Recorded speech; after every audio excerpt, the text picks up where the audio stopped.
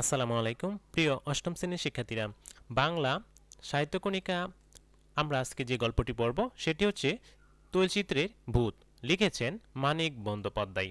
তোমরা প্রথমে এই গল্পটি ভালোভাবে পড়ে নিবে, তারপর আমরা এই গল্পের এখন লেখক পরিচিতি, পাঠ পরিচিতি এবং শব্দার্থগুলো জেনে নেব।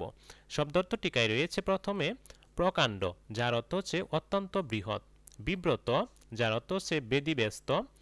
উদভ্রান্ত, যার অর্থ বিপ্লব বা দিশেহারা। খাপছাড়া, বেনামান। শ্রাদ্ধ, মৃত ব্যক্তির আত্মার শান্তির জন্য শ্রদ্ধায় নিবেদনের হিন্দুর আচার বা শাস্ত্রীয় অনুষ্ঠান। উইল, শেষ ইচ্ছাপত্র। প্রেতাত্মা, মৃতের আত্মা। অনুতাপ, আফসোস। তৈলচিত্র, তেলের রঙে আঁকা ছবি। প্রণাম, হাত ও মাথা দ্বারা গুরুজনের চরণ স্পর্শ করে অভিভাবন। আত্মগ্লানি, নিজের উপর ক্ষোভ বা ধিক্কার। বিস্তারিত। কসিম কালে, কোনো কালে বা কোনো কালেই। ছলনা, কপটতা। হৃৎকম্পন, হৃৎপিণ্ডের স্পন্দন। মটকা, রেশমের মোটা কাপড়। বৎসনা, তিরস্কার। স্তম্ভ, ইতস্তম্ভ, যার অর্থ হচ্ছে দ্বিধা। অশরীরী, দেহহীন। এই হচ্ছে তোমাদের শব্দ অর্থ ও টিকা।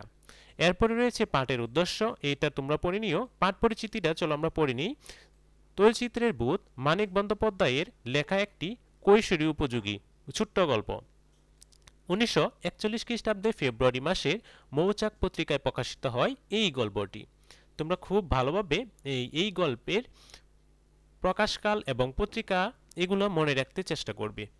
ভূতে বিশ্বাস নিয়ে মানুষের মধ্যে বিরাজমান কুসংস্কার যে ভিত্তিহীন, মানিক বন্দ্যোপাধ্যায় এই গল্পে তুলে ধরেছেন। এই গল্পে তিনি দেখিয়েছেন বিজ্ঞান বুদ্ধির জয়।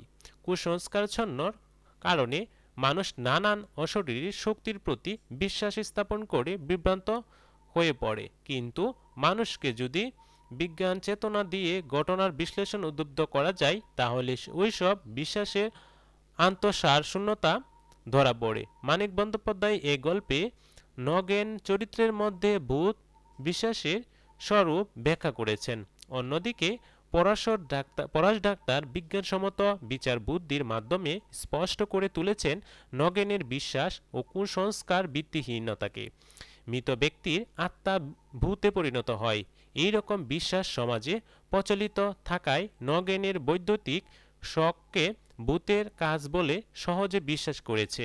অন্যদিকে পরাশ ডক্টর সবকিছুই যুক্তি দিয়ে বিচার করে বলে তার কাছে বৈদ্যুতিক শখের বিষয়টি সহজেই ধরা পড়েছে। এই ছিল পাঠ পরিচিতি। এবার আমরা লেখক পরিচিতিটি জেনে নেব। লেখক পরিচিতি, লেখক হচ্ছেন মানিক বন্দ্যোপাধ্যায়। তার প্রকৃত নাম প্রবোধ কুমার বন্দ্যোপাধ্যায়। মানিক তার ডাক নাম। 1908 সালে সাঁওতাল পরগনায় দুমকা গ্রামে জন্মগ্রহণ করেন। তার পৈতৃক বাড়ি ঢাকায় বিক্রমপুরে। কলিকাতা প্রেসিডেন্সি কলেজে ছাত্র থাকা অবস্থায় তিনি 1928 সালে তার প্রথম গল্প ছাপা হয়। লেখালেখির কারণে বিএসসি পরীক্ষায় পাশ করতে পারেননি। তার বিখ্যাত উপন্যাস পদ্মা নদীর মাঝি অবলম্বে চলচ্চিত্র নির্মিত হয়েছে। খুব ভালো একটি উপন্যাস। এছাড়া দিবারাত্রির কাব্য, অহিংসা, পুতুল নাচের ইতিকথা তার উল্লেখযোগ্য উপন্যাস। এছাড়াও তিনি প্রচুর ছোট গল্প রচনা করেছেন। তিনি বিজ্ঞানের ছাত্র ছিলেন। তার লেখার প্রবণতা ছিল মানুষের মন বিশ্লেষণ করা। তিনি 1956 সালে কলিকাতায় মারা যান। এই হচ্ছে লেখক পরিচিতি। আশা করি তোমরা লেখক পরিচিতিটি বুঝতে পেরেছ। ভিডিওটি অনেক বড় হয়ে যাবে, তাই আজকের এই ভিডিওটি লেখক পরিচিতি, পাঠ পরিচিতি, শব্দার্থ টিকা নিয়েই শেষ করলাম। পরবর্তী ভিডিওতে আমরা সঠিক উত্তর এবং সৃজনশীল প্রশ্নটির উত্তর জেনে নেব। তো পরবর্তী ভিডিও দেখার আমন্ত্রণ জানিয়ে আজকের ভিডিওটি এখানেই শেষ করলাম। সবাই ভালো থাকো, সুস্থ থাকো। আল্লাহ হাফেজ।